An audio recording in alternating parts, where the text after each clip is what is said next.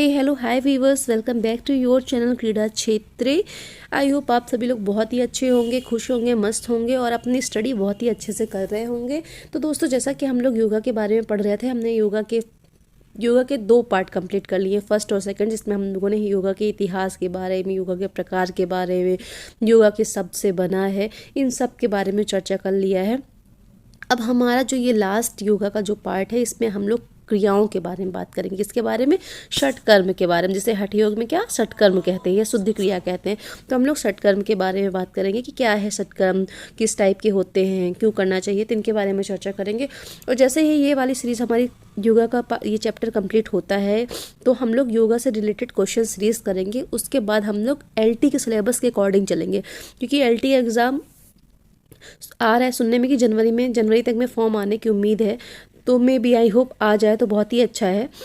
तो जब भी आता है तो हमें क्या करना है, अपनी प्रिपरेशन करनी है, कंटिन्यू करना है, थोड़ा थोड़ा करके हमें पढ़ते जाना है, पढ़ते ही रहना है, चाहे वो एग्ज़ाम अभी हो या कभी भी हो। पढ़ाई को छोड़ना नहीं है, जब तक हमारा सिलेक्शन हो नहीं जाता है तो सबको पढ़ना है और अपनी स्टडी को बिना स्टॉप किए पढ़ना है। अगर हम लोग अपनी पढ़ाई बंद कर देते हैं ना, आज नहीं कल नहीं परसों, तो क्या होता है ना, तो हमारा जो फ्लो होता है ना, वो टूट जाता है। तो इसलिए हमें कंटिन्यू करना है। तो चलिए स्टार्ट करते हैं बिना टाइम वेस्ट किए हुए। जैसा कि हम क्या षटकर्म के बारे में पढ़ने जा रहे हैं। तो दोस्तों, षटकर्म है क्या? जैसे दोस्तों क्या होता है, शरीर को शुद्ध करने के लिए क्या होता है, शरीर को शुद्ध करने के लिए हठ योग में क्या षटकर्म क्रिया के बारे में बताया गया है। किसके बारे में? षटकर्म क्रिया के बारे में। षटकर्म हमारा 2 शब्दों से मिलकर बना है, षट धन कर्म। षट का अर्थ पता होगा आप सभी को, षट का मतलब होता है 6 कर्म। इसमें 6 कर्म आते हैं और इनको हम लोग शुद्ध क्रिया भी कह सकते हैं। क्या होता है, हम लोग अपनी बॉडी को तो ऊपर से तो साफ कर लेते हैं, पर अंदर से क्लीन करने के लिए, अंदर से शुद्ध बनाने के लिए हमें ये क्रियाएं करनी पड़ती हैं, जिससे हम निरोगी रह सके, हमारे शरीर की अंदर की भी गंदगी बाहर निकल सके। तो षटकर्म का अर्थ क्या है? 6 कर्म, या हमारे शरीर के अलग अलग हिस्से, जो हमारी बॉडी के अलग अलग हिस्से हैं, उनके लिए अलग अलग क्रियाएं होती हैं। ठीक है, अलग अलग कर्म होते हैं, अलग अलग बॉडी पार्ट में अलग अलग, मतलब कह सकते हैं हम कि हमारे शरीर के अलग अलग हिस्से के लिए अलग अलग कर्म होते हैं। और हमारे इन जो 6 स्थान होते हैं ना, तो वहाँ पे ये कर्म क्या करते हैं, ये उन्हें नई ऊर्जा का एहसास कराते हैं। और ये जो 6 कर्म है ना, ये क्या है, कौन कौन से हैं इनके बारे में जानते हैं। जो 6 कर्म है हमारे, ये 6 कर्म हमारे क्या है, धौती कर्म है, वस्ती कर्म है, नीति कर्म है, त्राटक कर्म है, नौली कर्म है और कपालभाति है। ये हमारे 6 कर्म हैं। कौन कौन से हैं? धौती, वस्ती, नीति, त्राटक, नौली, कपालभाति। याद रखिएगा, ये क्वेश्चन इंपॉर्टेंट है। कितने कर्म होते हैं? 6 होते हैं। क्वेश्चन में पूछेगा कि इनमें से कौन सा कर्म है और कौन सा नहीं है, ऑप्शन में कुछ भी उठा के डाल देगा, तो याद रखिएगा 6 कर्म होते हैं, धौती, वस्ती, नीति, त्राटक, कपालभाति और नौली। तो आज हम इन 6 कर्मों के बारे में बात करेंगे कि ये 6 कर्म कौन से हैं। तो सबसे पहले हम बात करते हैं अपने धौती कर्म के बारे में। किसके बारे में? धौती कर्म के बारे में। तो धौती कर्म क्या है, इसके बारे में हम लोग देखते हैं क्या है।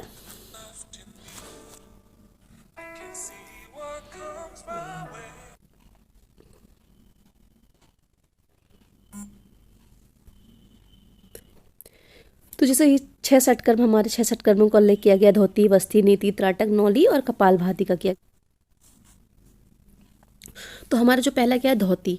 धौती क्रिया क्या है, जैसे इमेज में आपको दिख रहा होगा। तो कहीं धौती क्या होती है? धोती में हम लोग 4 अंगुल चौड़ा और 7 मीटर लंबा क्या लेते हैं, एक सूती कॉटन का यानी कपड़ा वस्त्र लिया जाता है और उससे क्या करते हैं, हम लोग साफ पानी में 1 घंटे के लिए भिगो कर रख देते हैं। ठीक है, एक साफ कपड़ा लेते हैं जो कितना होता है, 4 अंगुल चौड़ा होना चाहिए और 7 मीटर लंबा होना चाहिए। उसे हम लोग ये क्रिया करने से 1 घंटे पहले उसको साफ स्वच्छ पानी में भिगा कर रख देते हैं और उसके 1 घंटे पश्चात हम लोग क्या करते हैं, इस वस्त्र का प्रयोग कर सकते हैं। और इस वस्त्र को क्या करते हैं गाइस, धीरे धीरे हमें निगलना होता है। अब 7 मीटर लंबा कपड़ा, इसको पूरा नहीं निगलना होता। 7 मीटर में मानिए आपने 6 मीटर निगल लिया, पर 1 मीटर बाहर होना चाहिए। क्यों होना चाहिए? क्योंकि उस कपड़े को आप आसानी से पकड़कर निकाल सके। आप चाहे तो उस कपड़े का जो बाहरी छोर है वहाँ पे एक गांठ लगा सकते हैं, ताकि कपड़ा फंसे नहीं, मुंह में जाके फंस न जाए। अगर फंस जाती तो बहुत बड़ी मुसीबत आ सकती है आपके लिए। तो इसमें क्या करना चाहिए, 4 अंगुल चौड़ा कपड़ा 7 मीटर लंबा लेना चाहिए, कॉटन का होना चाहिए। उससे हम मुंह में चबाकर निगलते हैं और निगलने से क्या होता है ना, जो ये कपड़ा निगल लेते हैं, तो जब निकालते हैं निकलने के बाद, तो उससे क्या होता है, हमारी जो अमाशय में चिपकी हुई गंदगी है ना, फंसी गंदगी है, वो उस कपड़े के माध्यम से बाहर आ जाती है। और एक बात और याद रखिएगा, इस जो ये प्रोसेस है ना, धोती क्रिया है, इसको करने से पहले हमें क्या कुंजल क्रिया कर लेनी चाहिए। कौन सी क्रिया? कुंजल क्रिया से पहले आपको कुंजल क्रिया में महारत हासिल कर लेनी चाहिए। कुंजल क्रिया कोई भी आसानी से घर में कर सकता है। उसमें हम लोग क्या करते हैं, सुबह सुबह उठ के मॉर्निंग में तो गुनगुना पानी लेना है, नमक मिला हुआ पानी, इसको आपको पीना है। पीने के बाद उल्टी कर देना, यानी वमन क्रिया कह सकते हैं इसे। तो ये क्रिया करनी, कौन सी क्रिया? कुंजल क्रिया करनी है। इससे क्या होता है, हमारा शरीर जो होता है ना सुंदर, स्वस्थ और निरोग रहता है। और इससे क्या फायदे होते हैं धोती क्रिया करने से? धोती क्रिया करने से हमारी जो पाचन तंत्र मजबूत होता है, पेट संबंधी प्रॉब्लम दूर हो जाती है, बुद्धि तीव्र होती है, कब्ज दूर होती है। ये सब इनके फायदे हैं और इनको थोड़ा सा सावधानी के साथ करना चाहिए। इसके धोती क्रिया करने के लिए आप किसी निरीक्षक के सामने करें, अकेले ना करें, क्योंकि प्रॉब्लम हो सकती है जब तक आपसे बने नहीं, तो आप अपने आप से बिल्कुल भी ना करें।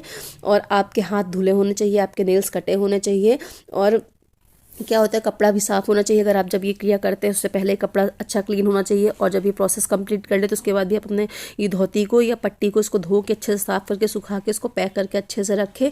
और ये क्रिया करते समय अगर उल्टी आ जाए तो बिल्कुल परेशान ना हो, पैनिक ना फील करें, रिलैक्स होकर ये प्रोसेस फिर से स्टार्ट कर सकते हैं। और जो धोती क्रिया होती है ना, धोती क्रिया हमें मॉर्निंग में प्रातःकाल करना चाहिए। विसर्जन वगैरह मतलब फ्रेश वगैरह हो जाए उसके बाद ये प्रोसेस करनी चाहिए। और धोती क्रिया में बिल्कुल जल्दबाजी ना करें। और इसे किसे नहीं करना चाहिए ये ध्यान रखिए। अगर कोई हाई बीपी का पेशेंट है, हार्ट पेशेंट है, उसे ये प्रोसेस बिल्कुल नहीं करना चाहिए। ठीक है। अब धोती क्रिया के बाद हम लोग बात करते हैं अगली हमारी जो क्रिया है, जिसे हम लोग बोलते हैं बस्ती कर्म। क्या बोलते हैं? बस्ती कर्म। तो बस्ती कर्म के बात करते हैं। तो गाइस बस्ती कर्म क्या होता है? बस्ती कर्म के लिए हमें क्या होता है कि उसमें हमें बस्ती कर्म में गूदा द्वारा था, जहाँ से हम लोग मल त्याग किया जाता है, उसके द्वारा हम लोग क्या करते हैं, वहाँ से जल खींचा जाता है और उस जल को पुनः वापस छोड़ दिया जाता है। ठीक है। तो इस प्रक्रिया में क्या है, जैसे हट हमारी प्रदीप का उसमें कहा गया है कि आप किसी तालाब में, नदी तालाब में उत्कट आसन में बैठ जाए, जैसे कि मल त्याग की पोजीशन होती है, इस पोजीशन में बैठ जाएं। और उसमें बैठने के हिसाब से आपका जो जहाँ से जिस एरिया से मल त्याग करते हैं वहाँ से पानी को खींचना है। और पानी को खींचने के बाद उसको बाहर जाके उसका पानी को निकालना है। और ये प्रोसेस तब तक करना है जब तक कि साफ पानी ना निकले। इसे हफ्ते में 1 या 2 बार ही करना चाहिए। और इससे हमारी क्या होती है, पेट की समस्याएं दूर हो जाती हैं। ये हमारी क्या होती है, बस्ती क्रियाएं होती हैं। अब हम बात करते हैं अपने जल नीति के बारे में। तो गाइस जल नीति क्रिया क्या होती है? नीति क्रिया हमारी सबसे जल नीति के जाने से पहले हम जान लेते हैं नीति क्रिया होती है। नीति क्रिया हमारे 2 प्रकार की होती हैं, जल नीति और सूत्र नीति होती है। तो जल नीति क्या होती है, जैसा कि आप इमेज में देख रहे हैं, जल नीति में क्या होता है, हम लोग ये एक बर्तन होता है, टोटीदार बर्तन होता है, पॉट होता है बर्तन, जिसमें हम लोग साफ गुनगुना नमक मिला हुआ पानी लेते हैं, अपनी गर्दन को बाएं साइड झुकाते हैं और पानी को अपने नाक के छिद्रों में डालते हैं। अगर आप बाईं तरफ से प्रोसेस कर रहे हैं तो ये पानी दाईं तरफ नाक से निकलेगा, और दाईं तरफ से कर रहे हैं तो बाईं तरफ से निकलेगा। और याद रखें मुंह आप क्या करते हैं कि इसमें सावधानी बरतनी चाहिए, नहीं तो ये पानी क्या होता है, अगर आप क्रिया करते समय सांस लेते हैं तो पानी आपके सर में चला जाता है। अपने योग निरीक्षक या गुरु की निगरानी में ही ये क्रिया करें। और इसको आप प्रातःकाल कर सकते हैं, प्रातःकाल करना बहुत अच्छा माना जाता है, तो आप इस क्रिया को प्रातःकाल कर सकते हैं। और इस क्रिया को करने से हमें गाइस 1 या 1.5 मिनट लगता है। और अगर इसमें जो होता है ना, पानी अगर बच जाता है क्रिया को करने के बाद, तो उसे क्या होता है, छींक के द्वारा 15-20 मिनट में छींक वगैरह आके छींक के माध्यम से ये पानी निकल जाता है। और अगर ये प्रोसेस करने समय पानी आपके अंदर गले वगैरह में चला जाता है तो उस पानी को पीना नहीं चाहिए, उस पानी को तत्काल ही बाहर निकाल देना चाहिए। और इसको 1 ही बार करना चाहिए। लेकिन अगर आपको सर्दी जुकाम है, आपकी नाक वगैरह बंद है, तो आप इसको दिन में 2-3 बार कर सकते हैं। और किसी भी क्रिया को करने में आप बिल्कुल भी जल्दबाजी बिल्कुल भी नहीं करनी चाहिए। इससे क्या लाभ होता है, इससे हमारी बुद्धि का विकास होता है, आंखों की ज्योति बढ़ती है, आंख बना के गले के रोग ठीक हो जाते हैं। तो ये हमारी जल नीति होती है। अब हम लोग बात करते हैं सूत्र नीति के बारे में। सूत्र नीति क्या है? ये हमारा नीति का पॉट है, देख सकते हैं बर्तन को, इस बर्तन से करते हैं। अब हम लोग सूत्र नीति की बात करते हैं। सूत्र नीति क्या है? तो गाइस सूत्र नीति प्रक्रिया क्या है? सूत्र नीति प्रक्रिया आज आधुनिक युग में, आज के मॉडर्न युग में हम लोग क्या करते हैं, कैथिएटर का प्रयोग करते हैं। इस प्रक्रिया करने के लिए कैथिएटर का यूज करते हैं। पहले के टाइम में हम लोग क्या करते थे, सूती धागे का यूज करते थे। इसमें क्या करते थे हम लोग कि एक धागा ले लेते थे, उस धागे को हम लोग करने से पहले साफ पानी से धो लेते हैं। धोने के बाद इसमें कुछ तेल वगैरह लगा लेना चाहिए ताकि वो चिकना हो जाए। और उसे अपने नाक में डालते हैं, जैसा इमेज में देख रहे होंगे, और नाक से डाल के मुंह से निकालना होता है। और इससे क्या होता है ना, हमारी जो नाक की हड्डी वगैरह बढ़ी है तो उसमें आराम मिलता है, नाक संबंधी समस्याएं दूर होती हैं। और अगर आपको ये प्रोसेस करनी है तो आपको एक दिन पहले रात में क्या करना चाहिए कि आप नाक में तेल वगैरह, सरसों का तेल वगैरह डाल सकते हैं, जिससे आपको कोई दिक्कत ना हो। और अगर इसे स्टार्टिंग में, अगर शुरुआत में आप इसे कर रहे हैं तो आपको थोड़ी सी प्रॉब्लम हो सकती है, जलन वगैरह नाक में हो सकता है और कभी कभी ब्लीडिंग भी हो जाती है, तो इससे घबराए नहीं। इसका अभ्यास करते रहने से ये समस्या जल्दी ठीक हो जाएगी, आप बिल्कुल आराम से कर सकते हैं। कंधों के ऊपर समस्त रोग जो होते हैं दूर होते हैं। आंखों में अगर मोतियाबिंद नामक रोग है तो वो भी ठीक होता है। हमारी आंखों की दृष्टि बढ़ती है। सर्दी जुकाम, सिर दर्द, कान का बहरापन है तो इन सब में भी आराम मिलता है। गले और कान से संबंधित रोग दूर हो जाते हैं। तो ये सारी हमारी सूत्र नीति के फायदे हैं। अब हम लोग बात करते हैं त्राटक क्रिया। त्राटक क्रिया एक वस्तु पर तन्मयता से ध्यान केंद्रित करने की क्रिया त्राटक कहलाती है। इसमें आप क्या कर सकते हैं कि आप 1.5 से 2 फुट की दूरी पर एक कागज या मटर के दाने के बराबर काला बिंदु बनाकर या फिर कोई छोटा सा चित्र लगाकर या ओम शब्द लिखकर कागज या दीपक की लौ पर अपनी दृष्टि जो है, निगाह है जो बिल्कुल केंद्रित करना त्राटक कहलाता है। इस क्रिया में क्या होती है, अगर आंखों में जलन वगैरह होती है, दर्द महसूस होता है तो आप अपनी आंखें थोड़ा सा बंद कर लें। उसके बाद रिलैक्स करने के बाद पुनः ये प्रोसेस स्टार्ट कर सकते हैं। और इस प्रोसेस को करते समय ध्यान रखिए कि यदि आप दीपक की लौ पर त्राटक कर रहे हैं तो कमरा हवादार नहीं होना चाहिए, अंधेरा कमरा होना चाहिए। ऐसा नहीं कि आप लाइट वेट जला के कहीं भी बैठ जाएं, इस तरह नहीं करना है। अंधेरे कमरे में बिल्कुल रिलैक्स होकर बैठना है। आंखों को फैलाकर नहीं बैठना है, आंखों को बिल्कुल रिलैक्स रखना है। उसको घूर कर नहीं देखना है, बिल्कुल नॉर्मल तरीके से देखना है। अपने मन को शांत रखना है, तनाव रहित रहना है। पलकों को झपकाना बिल्कुल वर्जित है। और क्या होता है, आंखों की जो मसल्स है ना, उनको मांसपेशियों को ढीली रखनी चाहिए। और जब भी आपको आंख में जलन वगैरह हो आंख से, तो आप बिल्कुल आंख बंद करके रिलैक्स करके पुनः ये प्रोसेस कर सकते हैं। अब इससे फायदा क्या होता है, इससे फ़ायदा ये होता है कि आंखों की ज्योति बढ़ती है, मस्तिष्क और मन का जो तीव्र विकास होता है, नेत्र रोग नष्ट हो जाते हैं, बाहरी जो दिमाग भटकता है ना, वो शांत होता है। अगर आपको अनिद्रा की प्रॉब्लम है तो वो भी दूर होती है और हमारी लाइफ में स्थिरता आती है। जो हमारा मन इधर उधर भागता रहता है तो वहाँ पे एकाग्रता आती है और दृढ़ संकल्प, आत्मविश्वास जैसे गुणों का विकास होता है। तो ये हमारी त्राटक क्रिया होती है। अब हम लोग नौली कर्म के बारे में बात करते हैं। हाँ, त्राटक क्रिया में बता दें, अगर पूछता है सबसे अच्छा त्राटक कौन सा है तो अंतः त्राटक सबसे उत्तम त्राटक माना जाता है। ठीक है, सभी त्राटकों में सबसे उत्तम अंतः त्राटक माना जाता है। अब हम लोग नौली कर्म के बारे में बात करते हैं। इसके बारे में होकर दोनों पैरों को मध्य में 1 फुट का अंतर रखें, थोड़ा सा सामने की ओर झुके और दोनों हथेलियों को अपने घुटने पर रखें और गहरी सांस लेते हुए फिर उसके बाद धीरे धीरे सांस को छोड़ना है और अपने जो पेट वाला हिस्सा, पेड़ू वाला हिस्सा है, उसको अंदर की तरफ खींचना है, भीतर की तरफ खींचना है और उसको दाएं बाएं ऊपर नीचे घुमाना है। तो इसे क्या कहते हैं, हमें इस क्रिया को नौली क्रिया कहते हैं। अब हम लोग इससे बात करते हैं हमारी नौली क्रिया के क्या लाभ है। नौली क्रिया से गाइस हमारा पाचन शक्ति बढ़ती है और हमारा चेहरा कांतिमान बनता है, जिगर के रोग नहीं होते हैं, चुस्ती फुर्ती आती है हमें। और इसमें क्या सावधानियां बरतनी चाहिए, इनको किस पेशेंट को नहीं करना चाहिए, जिनके लीवर में स्वेलिंग है उन्हें यह क्रिया नहीं करनी चाहिए। और ये जो प्रोसेस है किसी अनुभवी योग शिक्षक के देखरेख में करना चाहिए। और हाई बीपी के जो पेशेंट हैं और जिनको हार्ट रोग है या लीवर संबंधी प्रॉब्लम है और जिन्हें पाचन संबंधी प्रॉब्लम है तो वो ये क्रिया बिल्कुल भी ना करें। अब इससे लाभ क्या होता है, इससे हमारी पाचन शक्ति बढ़ती है और हमारे क्या होता है कि पुराने कब्ज की समस्या है तो उसमें भी लाभकारी होता है और हमें पेट में जो हमारी अनावश्यक चर्बी होती है उसके लिए भी फायदेमंद होता है। अब हम लोग अपना जो हमारी 6वीं षटकर्म की क्रिया है कपालभाति के बारे में बात करते हैं। कपालभाति जैसे नाम से समझ रहे होंगे आप लोग कपालभाति क्या है। तो कपालभाति में हम लोग क्या करते हैं, अपनी सांस को तीव्र गति से बाहर की ओर निकालना होता है और वापस सांस को लेना होता है। इसमें क्या होता है, हम लोग को अपनी जो सांस छोड़ने की प्रक्रिया है ना उसमें ध्यान देना चाहिए। तो कपालभाति करते समय हम लोग को कुछ सावधानियां बरतनी चाहिए, जैसे कि हमारा जो पेट है ना वो खाली होना चाहिए। हम लोगों को फ्रेश होने के बाद ही क्रिया करनी चाहिए।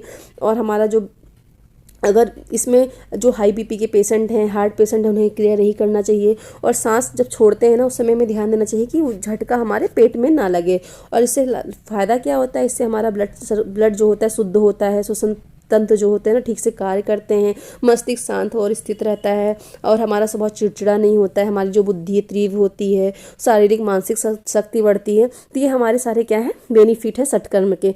अब षटकर्म का ये जो पार्ट कंप्लीट होता है हम लोग थोड़ी सी बात कर लेते हैं अपने बंध एवं मुद्राओं के बारे में। बंध एवं मुद्राएं क्या है? बांधना या नियंत्रित करना। ठीक है, जिस प्रक्रिया द्वारा शरीर के विभिन्न आंतरिक अवयवों को बांध कर अथवा नियंत्रित करके साधना की प्रवृत्ति क्या कहलाती है? हमारी बंध कहलाती है। ठीक है, मुद्रा के उद्देश्य क्या है? तो इससे क्या होता है, बंध और मुद्राएं जो है ना, जो साधक होते हैं ना, योग के बहुत अच्छे साधक होते हैं, उनको क्या होता है, उनके पथ साधना के पथ पर अग्रसर करता है, आगे साधना के पथ पर अग्रसर बढ़ने के लिए प्रेरित करता है। और इन मुद्राओं या बंधों से क्या होता है ना, कुंडलिन होती है ना, उसकी कुंडलिन शक्ति जागृत होती है। और जो हठ योगी की साधना का ये मुख्य उद्देश्य होता है, यानी जो हठ योगी लोग होते हैं उनकी साधना का सबसे इंपॉर्टेंट भाग बंध और मुद्रा होते हैं। इससे क्या होता है, उनकी आंतरिक अवयव हैं उनको नियंत्रित करते हैं और अपनी अंतःस्रावी बाह्यस्रावी ग्रंथियों को प्रभावित होता है। तो हम कह सकते हैं बंध और मुद्रा का उद्देश्य क्या है? ये हमारे साधक के लिए बहुत ही जरूरी होता है। इससे वो अपने इच्छाओं पर नियंत्रण रख सकते हैं, इससे उन्हें उनकी शक्ति जागृत होती है, कुंडलिन जागरण में मदद करता है बंध और मुद्राएं। तो अब हम बात करते हैं हमारे बंध कितने प्रकार के, बंध कितने प्रकार के होते हैं। इंपॉर्टेंट क्या इसमें याद रखिए, बंध कितने प्रकार के होते हैं। तो हमारे 3 प्रकार के होते हैं, जालंधर बंध, उड्डयन बंध और मूल बंध। तो याद रखिएगा कि उड्डयन जालंधर बंध, जैसे जलंधर बंध क्या है? जलंधर बंध करने के लिए पद्मासन, वज्रासन, सुखासन किसी भी आसन में बैठा जाता है और बैठने की स्थिति में शरीर क्या होता है?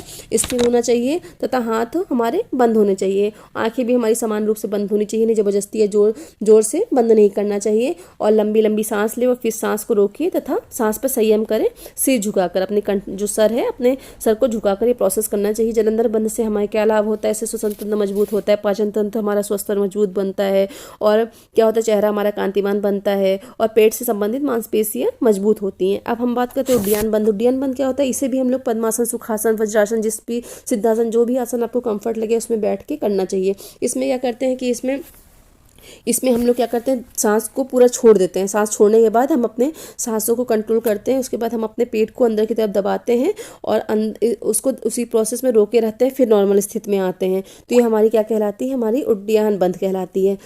उड्डयन बंध से क्या होता है? हमारी मेरुदंड मजबूत होती है, पुरानी कब्ज है, अपच है, वो भी दूर होता है, पेट संबंधी प्रॉब्लम दूर हो जाती हैं और हमारा मानसिक संतुलन बनाए रखने में सहायक होता है। अब मूल बंध के बारे में बात करते हैं। मूल बंध से क्या लाभ होता है? मूल बंध से क्या होता है ना, हमारी जीवन शक्ति बढ़ती है, फेफड़ों को शुद्ध हवा मिलती है और पेट के निचले हिस्से यानी निचला हिस्सा हमारा मजबूत होता है। अब इन मुद्राओं से होता है व्यक्ति अपने अंदर छिपी हुई शक्तियों और अद्भुत जो शक्तियां हैं अर्थात कुंडलिन जागरण करने में सहायता मिलती है। अब आता है कि मुद्राएं कितने प्रकार की होती है, तो याद रखें मुद्राएं हमारी कौन कौन सी हैं। विपरीत करनी मुद्रा 3 प्रकार की हैं। विपरीत करनी मुद्रा जैसा आप इमेज में देख रहे हैं, विपरीत करनी मुद्रा, महामुद्रा और योग मुद्रा, ये मुद्राएं हैं हमारी। अब मुद्राओं के बाद गाइस हम लोग बात करते हैं आसन के बारे में। हमारे कौन कौन से आसन हैं, तो आसन के बारे में हम लोग बात करते हैं। तो हमारे आसन क्या है? आसन के लिए हम कह सकते हैं कि जिसका हम योगाभ्यास सुगमता से कर सके वो आसन कहलाता है। अब आएगा कि आसन कितने प्रकार के होते हैं, तो आसन 3 प्रकार के हमारे होते हैं, व्यायात्मक आसन, आरामदायक आसन, ध्यानात्मक आसन। ठीक है गाइस, अब व्यायात्मक आसन क्या होते हैं? व्यायात्मक आसन करने से हमारा शरीर सुडौल बनता है, मांसपेशियां मजबूत होती हैं और ये हमें बल प्रदान करने के साथ साथ हमारे शरीर को निरोगी रखता है। ध्यानात्मक आसन के बारे में बात करें तो ध्यानात्मक आसन क्या होते हैं? जिसमें बैठकर साधक ध्यान करते हैं तो ध्यानात्मक आसन कहलाता है। आरामदायक आसन क्या है? आरामदायक आसन ऐसे होते हैं जिनको हम किसी भी आसन करने की शुरुआत में, मध्य में और लास्ट में करते हैं, वो आरामदायक आसन कहलाते हैं। क्योंकि हमारे व्यायात्मक आसन कौन कौन से होते हैं? पश्चिमोत्तानासन आता है, चक्रासन आता है, शलभासन आता है, धनुरासन आता है, सिंहासन, भुजंगासन, शीर्षासन, ये सारे हमारे व्यायात्मक आसन में आते हैं। आसन आते हैं तो आरामदायक आसन में मकरासन, वलासन, शवासन, ये सारे आरामदायक आसन में आते हैं। और अगर बात करते हैं कि ध्यानात्मक आसन में कौन कौन से आसन आते हैं, तो ध्यानात्मक आसन में आसन कितने होते हैं का क्वेश्चन आता है कि तो आसन हमारे ध्यानात्मक आसन कौन कौन से होते हैं? ध्यानात्मक आसन हमारा अर्ध पद्मासन, सिद्धासन, ब्रह्माजली आसन, भद्रासन, वीरासन, दंडासन, सुखासन, स्वास्तिकासन और वज्रासन, ये हमारे सारे आसन होते हैं। अब हम लोग प्राणायाम की बात करते हैं। प्राणायाम क्या है? तो गाइस प्राणायाम जैसा कि नाम समझ में आ रहा है, अपने प्राणों को आयाम देना, प्राणों में नियमितता लाना हमारा प्राणायाम कहलाता है। अब प्राणायाम कितने प्रकार के होते हैं गाइस? तो प्राणायाम हमारे 8 प्रकार के होते हैं। कौन कौन से होते हैं? हमारा शीतली प्राणायाम, उज्जाई प्राणायाम और कपालभाति प्राणायाम, भस्त्रिका प्राणायाम, भ्रामरी प्राणायाम, अनुलोम विलोम प्राणायाम और शीतकारी प्राणायाम, ये हमारे क्या होते हैं? प्राणायाम होते हैं। अब एक और इंपॉर्टेंट बात करते हैं जो एग्जाम के पर्पज से इंपॉर्टेंट है, सूर्य नमस्कार के बारे में। और हर एक व्यक्ति के लाइफ में सूर्य नमस्कार को करना हर एक व्यक्ति के लिए इंपॉर्टेंट है। अगर कोई कहीं भी वर्कआउट करने नहीं जा सकता है तो आप अपने घर में सूर्य नमस्कार की प्रक्रिया अगर 10 से 15 बार करते हैं तो आपकी सारी एक्सरसाइज कंप्लीट हो जाती है, क्योंकि सूर्य नमस्कार से अच्छी एक्सरसाइज कोई नहीं है। तो गाइस इसमें हमारे 12 चरण होते होते हैं, 12 स्टेप होते हैं और 12 मंत्र होते हैं। हमारे एग्जाम में क्वेश्चन बनता है कि सूर्य नमस्कार का 8वां मंत्र कौन सा है, 9वां मंत्र कौन सा है। तो आप इनके ये जो मंत्र है इनको याद रखिएगा कौन कौन से। ओम मित्राय नमः, ओम द्रवये नमः, ओम सूर्याय नमः, ओम भानवे नमः, ओम खगाय नमः, ओम पूष्णे नमः, ओम हिरण्यगर्भाय नमः, ओम मरीचाय नमः, ओम आदित्याय नमः, ओम सावित्र्य नमः, ओम अकाराय नमः, ओम भास्कराय नमः। तो इनको आप जिस तरीके से भी बनाना चाहें आप बना के याद कर सकते हैं, क्योंकि ये एग्जाम के पर्पज से इंपॉर्टेंट है, पूछता है। तो गाइस जैसा कि ये हमारा ये यहाँ पे योगा का थर्ड पार्ट कंप्लीट होता है, थर्ड और लास्ट पार्ट योग का है। और आई होप आप सभी को अच्छा लगा हो और समझ में भी आया हो। अब इसके बाद हम लोग योगा से संबंधित क्वेश्चन सीरीज सॉल्व करेंगे। तब तक के लिए आप सभी को नमस्कार, आपका दिन शुभ हो।